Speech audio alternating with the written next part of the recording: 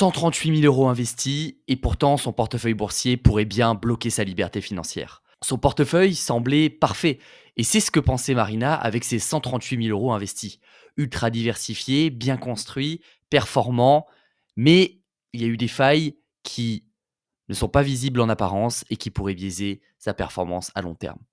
En creusant, on a découvert un problème qu'on rencontre très souvent, trop de diversification qui peut tuer l'efficacité. Bonjour à tous, c'est Sébastien, je suis conseiller en investissement financier et chef des opérations du logiciel Value Investing Screener, Divis pour les intimes. Et aujourd'hui, je vous emmène dans l'analyse complète d'un portefeuille réel, 25 lignes, beaucoup d'ETF, une dose d'obligation, mais surtout une ambition claire, vivre de ses rentes. Et pourtant, il y a un écart entre l'intention et la réalité du portefeuille, entre ce qu'on pense construire et ce qu'on obtient vraiment.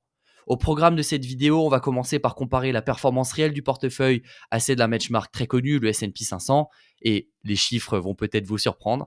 Ensuite, on va décortiquer les forces et les faiblesses fondamentales, la croissance, les dividendes, la valorisation. Il y a de vraies marges de progression, puis on va s'arrêter sur une action phare que Marina refuse de vendre, Estée Lauder, un cas d'école du couteau qui tombe.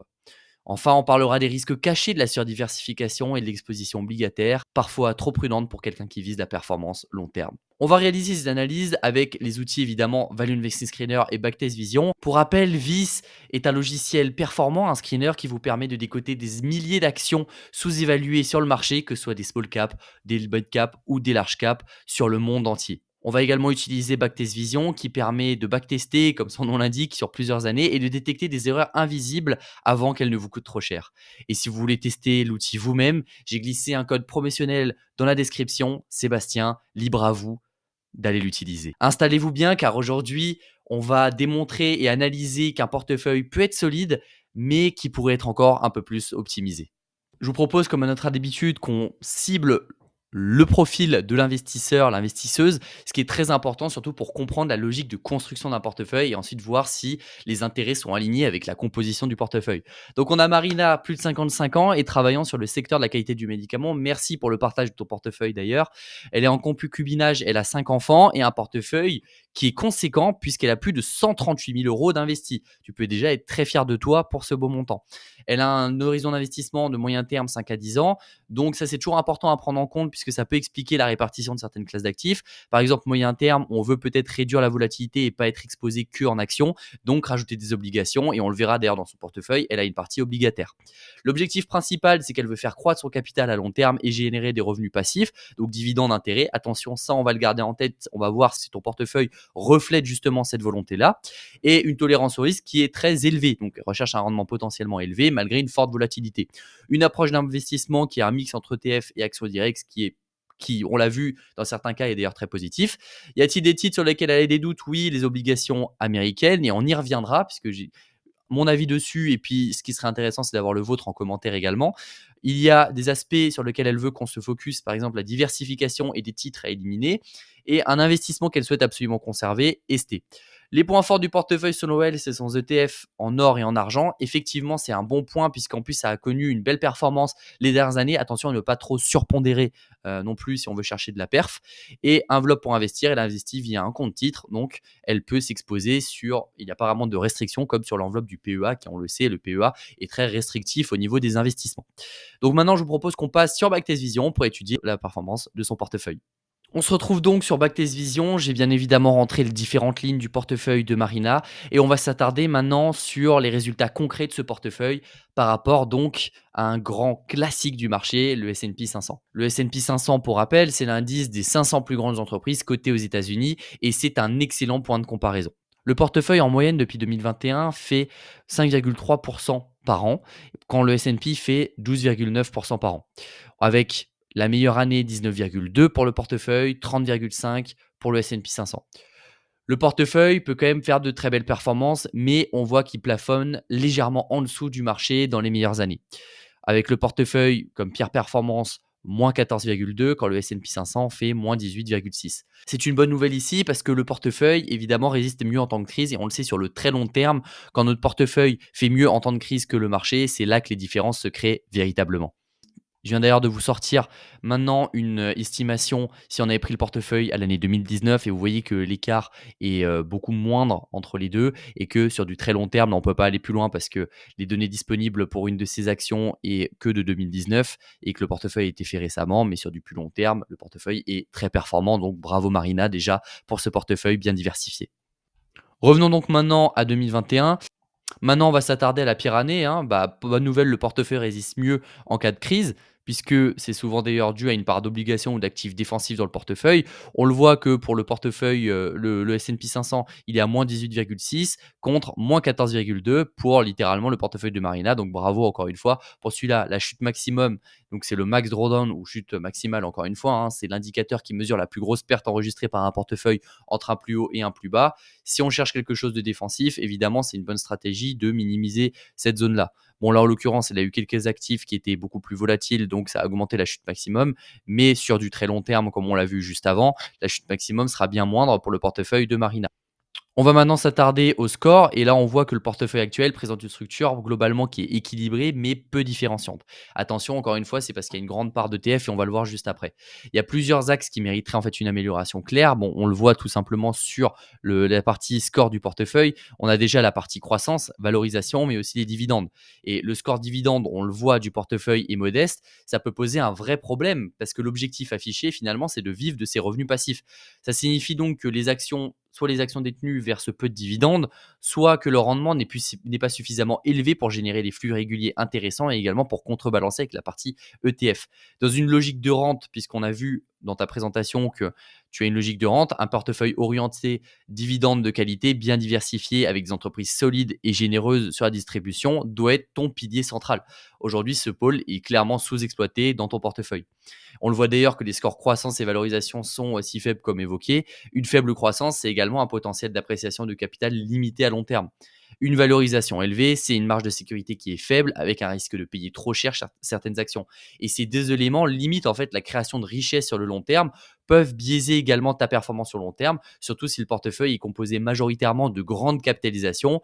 Et pour aller chercher justement plus de performance, il pourrait être judicieux par exemple de rééquilibrer progressivement avec des small caps sous-valorisés mais solides que tu peux dénicher d'ailleurs grâce à VIS. On a également ensuite la frontière efficiente, hein, et on le voit sur le portefeuille, tu as un rendement de 7,85 pour une rentabilité de 12,91. Donc ces chiffres sont bons, mais le portefeuille, encore une fois, ne se situe pas sur la frontière efficiente.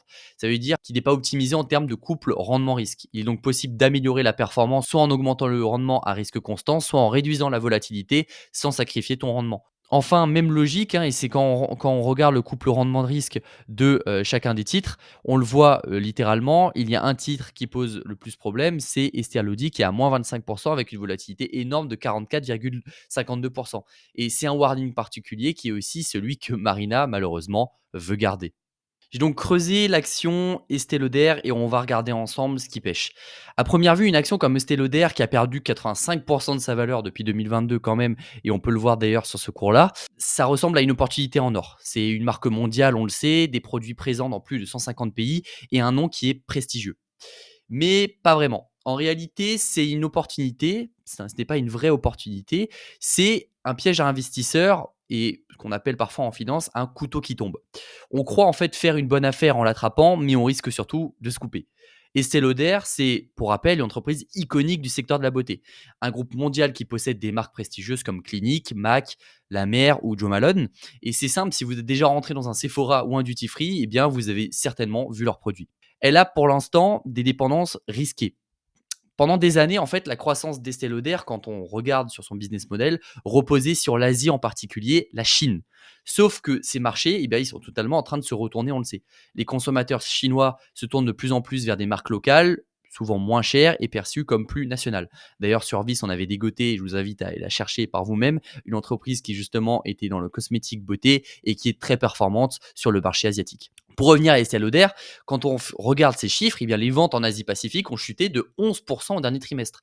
Et Estée Lauder a annoncé des suppressions d'emplois pour tenter, on va dire, de compenser cette baisse.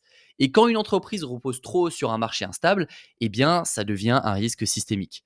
On va maintenant regarder sur Vice plusieurs de ces chiffres, en commençant bien évidemment par la partie croissance qui est toujours très importante à étudier. Au-delà de la Chine, eh bien, les signaux sont au rouge. Les ventes globales chute sur plusieurs lignes de produits, notamment sur les soins pour la peau, avec moins 12%. Les soins pour la peau sont le cœur de leur business.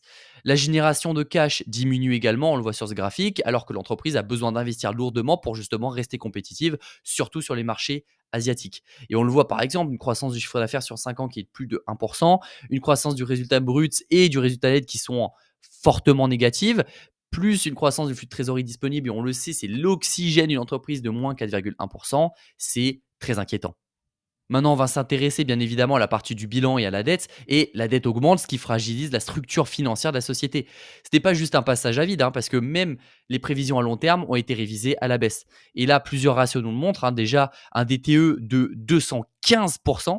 Pour rappel, le DTE, le debt to equity, il mesure combien d'euros d'endettement l'entreprise a pour chaque euro de fonds propres, c'est-à-dire ce qu'elle possède à elle. Ici, 215%, ça veut dire que Estée Lauder a 2,15 euros de dette pour chaque euro de capital. C'est très élevé. À ce niveau-là, on dit souvent que la société vit à crédit. C'est comme une famille qui a acheté une maison, une voiture et fait tourner la carte bleue à découvert finalement, mais avec seulement un seul salaire pour tout rembourser. Le deuxième point inquiétant, c'est qu'elle n'arrive plus à payer ses intérêts. Le ratio de couverture des intérêts que vous avez ici est de moins 1,74. Ce ratio indique si les bénéfices de l'entreprise suffisent à couvrir les intérêts de ses emprunts. Et quand le chiffre est supérieur, est positif et supérieur à 1, tout va bien. Ici, moins 1,74, ça veut dire que l'entreprise ne génère même pas assez pour couvrir ses intérêts. Et encore moins pour rembourser sa dette. C'est comme finalement si vous deviez 1000 euros à la banque tous les mois, mais que vous gagnez que 500 euros. On voit aussi qu'elle détruit, et quand on va regarder la rentabilité, de la valeur.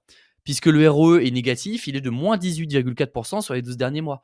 Pour chaque euro investi par les actionnaires, ça veut dire que Estée Lauder perd 18 centimes, ce qui est énorme. Le ROIC, ou le retour sur le capitaux investis, est de moins 4,2%. Ça veut dire que les investissements réalisés détruisent de la valeur au lieu d'en créer. On a également le SGR, le Sustainable Growth Rate, que j'ai déjà évoqué souvent sur la chaîne. Il est de moins 2,7% sur les 12 derniers mois. Ça veut dire qu'en fait, que l'entreprise ne peut même pas maintenir sa croissance actuelle avec ses propres ressources. C'est imaginer en fait une boutique qui investit pour s'agrandir, mais à chaque fois qu'elle le fait, elle perd encore de l'argent. Elle investit beaucoup, mais sans rendement. Et d'ailleurs, la part des CAPEX est de 144% sur 5 ans. Ça veut dire qu'elle investit en moyenne 1,44 euros pour chaque euro de bénéfice net généré. Et aujourd'hui, elle ne fait même plus de bénéfices, ce qui est très problématique. C'est en fait un peu comme si une entreprise achetait plein de nouvelles machines pour produire plus, mais que personne n'achetait ses produits. Et en fait, on va revenir d'ailleurs à sa stratégie. En fait, la stratégie qu'elle avait mis en avant, c'est Beauty Reimagine, donc qui est trop floue. En fait, la direction, elle avait lancé ce nouveau plan stratégique et l'idée, en fait, était de repenser l'offre, investir dans le marketing et essayer de regagner des parts de marché. Mais ce plan arrive dans un contexte où déjà les droits de douane augmentent entre les grandes puissances, ce qui pénalise forcément la logistique mondiale.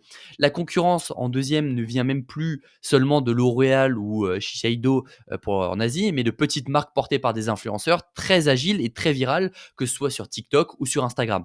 Donc en résumé, même si Estée Lauder s'adapte, elle affronte un monde qui change plus vite qu'elle.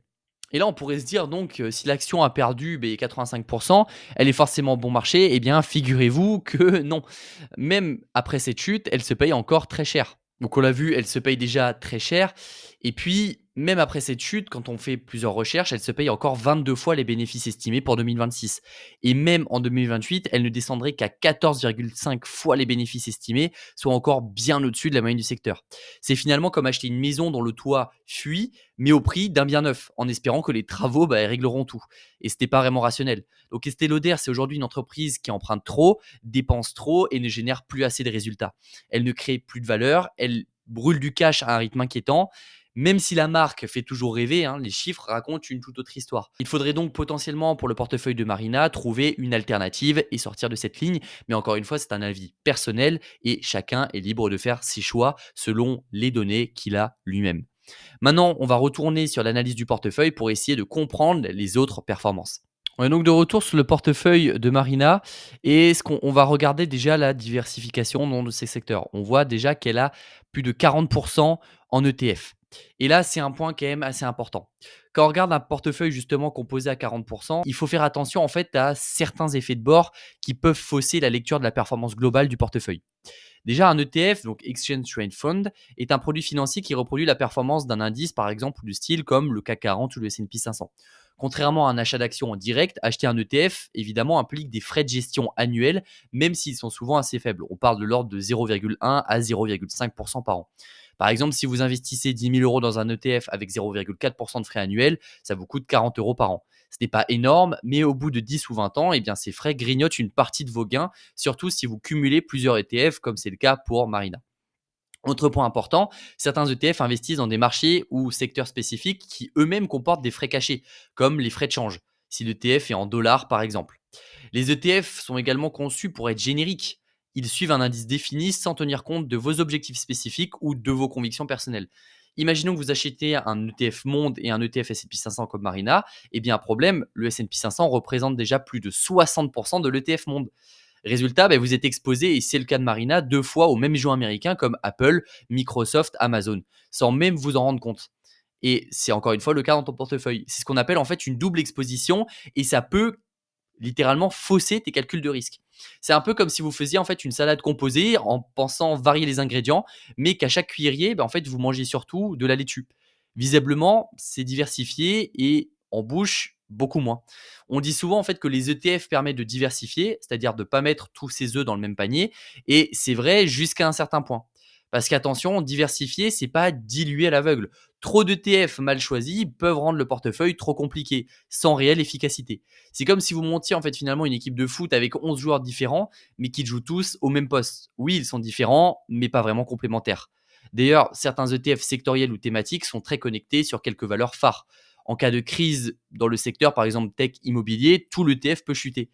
Malgré ces limites quand même, les ETF restent un outil formidable pour les investisseurs, surtout pour les plus débutants, puisque ça vous permet une diversification rapide. Un seul achat donne accès justement à une centaine d'entreprises, une simplicité, puisque pas besoin d'analyser chaque entreprise, et de la liquidité, puisqu'on peut les acheter et les vendre à tout moment en bourse.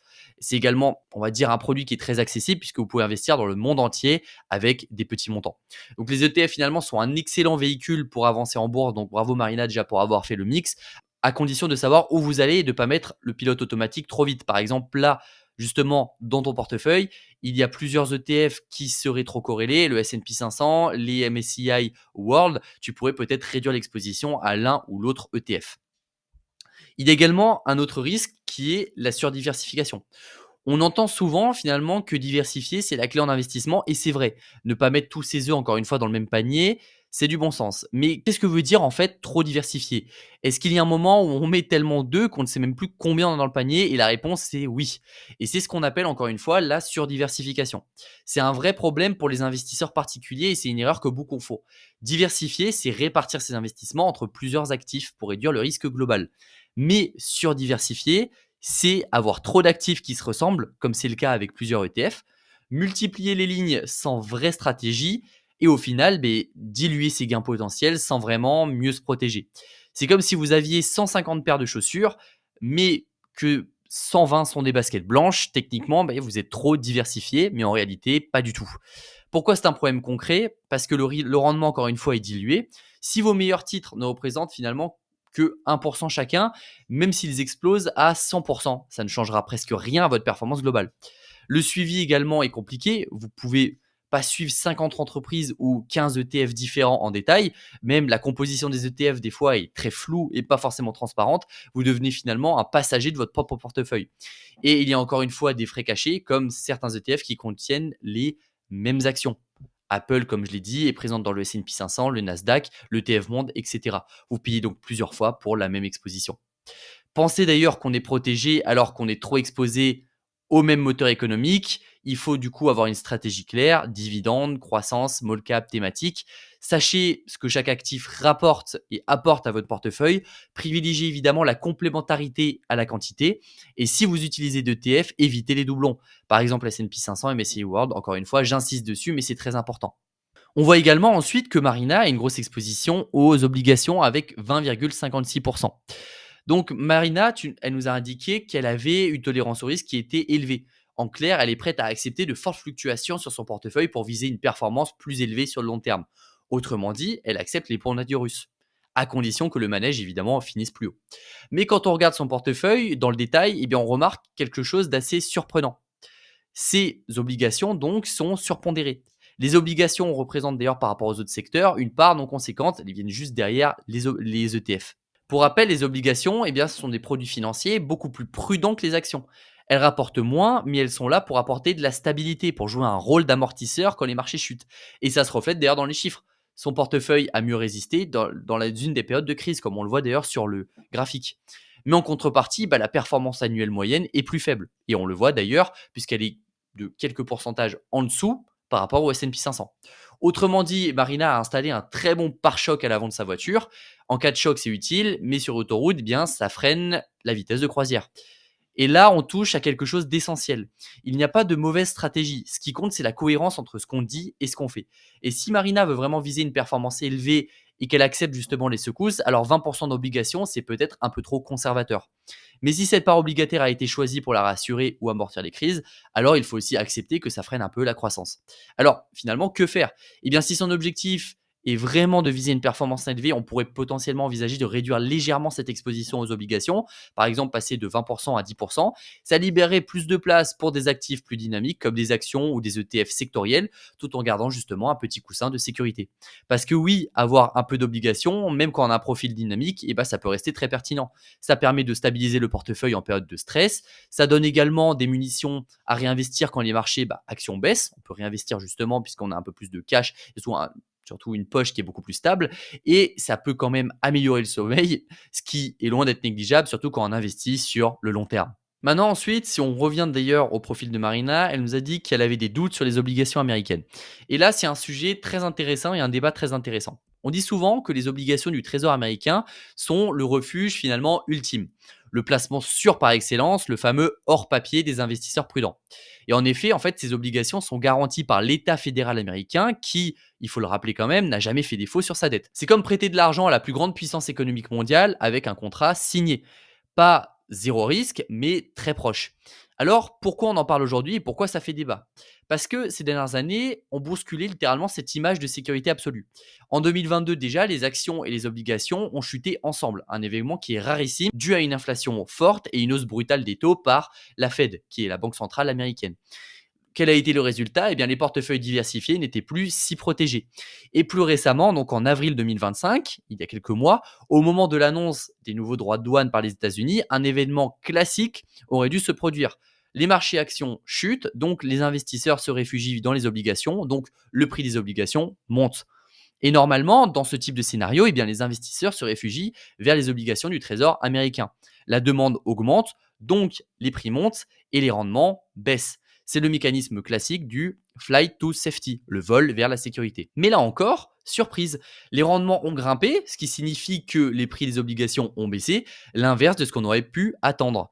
Et pourquoi? Parce que les investisseurs, cette fois-ci, craignaient des mesures protectionnistes et que ces mesures, justement, n'alimentent encore plus l'inflation, ce qui pourrait justement forcer la Banque centrale à maintenir des taux élevés, ce qui n'est pas bon pour la croissance économique. Des taux élevés, ça pèse toujours sur la valeur des obligations, qui sont déjà en circulation. Et donc, que s'est-il passé? Eh bien, entre le 3 et le 11 avril, les obligations à moyen terme ont chuté de 2% et celles à long terme de plus de 5%. Pendant ce temps-là, l'indice Morningstar du marché action américain perdait 8%. Donc oui, les obligations ont mieux résisté, mais elles ont baissé dans le même sens, ce qui n'est normalement pas le cas. Donc pourquoi ce comportement inhabituel? Il y a d'abord les marchés s'inquiètent de la politique commerciale américaine. Chine et Japon, il y a un gros détenteur du monde du trésor. Ils ont vendu massivement depuis le début d'année. Et donc, il y a une vente massive, évidemment, vente panique. Ensuite, les craintes d'inflation importée à cause justement des droits de douane ont poussé les rendements finalement à la hausse. Et plus globalement, les taux sont déjà élevés. Les obligations à 10 ans tournent autour déjà de 4,3%, ce qui amortit partiellement les chocs, mais les rend également plus sensibles aux attentes futures des taux. Alors, les obligations sont-elles toujours un bon bouclier? Oui, mais pas dans toutes les situations. Sur les longues périodes, elles restent peu corrélées aux actions. Elles protègent mieux les actions pendant les grosses baisses, mais elles peuvent chuter en même temps sur le court terme. Et le rendement actuel plus élevé offre une meilleure protection évidemment qu'en 2022. Donc il n'y a pas vraiment de grosses craintes, mais ce sont quand même des métriques à prendre en compte avant de faire ses choix et avant de s'exposer au marché américain. Ça dépend encore une fois de ton horizon. Et là, sur l'horizon moyen terme, effectivement, il n'y aura pas une forte corrélation. Il faut donc se rassurer à ce niveau-là. On se retrouve donc sur Backtest Vision pour finir justement cette analyse et il faut quand même forcer de constater que son portefeuille est très bien diversifié et également sur toutes les zones géographiques. Alors évidemment, là, les ETF sont pris en compte, mais elle est diversifiée sur tous les continents. Et au niveau des tailles d'entreprise, on le voit qu'elle a quand même une petite portion en small cap. Tu pourrais potentiellement augmenter cette part et baisser la part d'ETF en prenant des titres un peu plus directs, surtout que tu investis sur compte titre, donc potentiellement dénicher via VIS des actifs qui sont sous-évalués par le marché et présentent sur d'autres continents. Donc comment peut-on conclure? Ce portefeuille déjà, il a tout pour plaire. Mais il passe à côté pour moi de son vrai potentiel et c'est le cas de milliers d'investisseurs particuliers. Diversification, oui, mais pertinente et efficace. Il faut un socle de dividendes. Il faut que ce socle de dividendes soit solide et cohérent avec l'objectif de rente. Tu pourrais par exemple trouver des actions qui versent de plus gros dividendes. Il faut évidemment avoir de la prudence, mais pas au détriment de la croissance à long terme. Le plus important n'est pas de tout faire bien, c'est de tout faire aligné avec ce qu'on veut vraiment atteindre. Et ça commence justement par connaître les forces et les faiblesses réelles de son portefeuille, comme on l'a vu. Mais tu peux déjà être très fier de toi puisque c'est un portefeuille bien équilibré et qui, sur le long terme, j'en suis sûr, performera et surperformera le marché. Il y a encore quelques petits ajustements à faire pour justement t'assurer d'une très bonne performance et surtout d'une très bonne diversification. Libre à toi de faire ces choix. Attention, ce n'est pas des conseils justement universels, c'est mon analyse personnelle de la situation et ensuite libre à toi d'incorporer des actions à dividendes, un peu plus de small cap, réduire une exposition ou une autre ou rajouter justement l'un ou l'autre secteur pour justement améliorer la performance globale de ton portefeuille. VIS vous permet exactement de faire ça en quelques clics, mettre une touche de small cap, chercher par exemple des actions à forte croissance, des actions justement qui ont un meilleur bilan, potentiellement trouver une alternative à des titres comme ST ou Loder. Et si vous voulez vraiment vous aussi reprendre le contrôle justement de votre portefeuille, n'hésitez pas à aller voir en description le petit code promotionnel pour aller tester notre outil. Merci encore d'avoir regardé cette vidéo. Si vous voulez plus de vidéos comme celle-ci et si ce format vous plaît, n'hésitez pas à me dire justement en commentaire également ce que vous pensez de ce portefeuille. Et puis, je vous dis à très bientôt sur la chaîne VIS. C'était Sébastien et on se retrouve dans une prochaine vidéo pour continuer à parler long terme.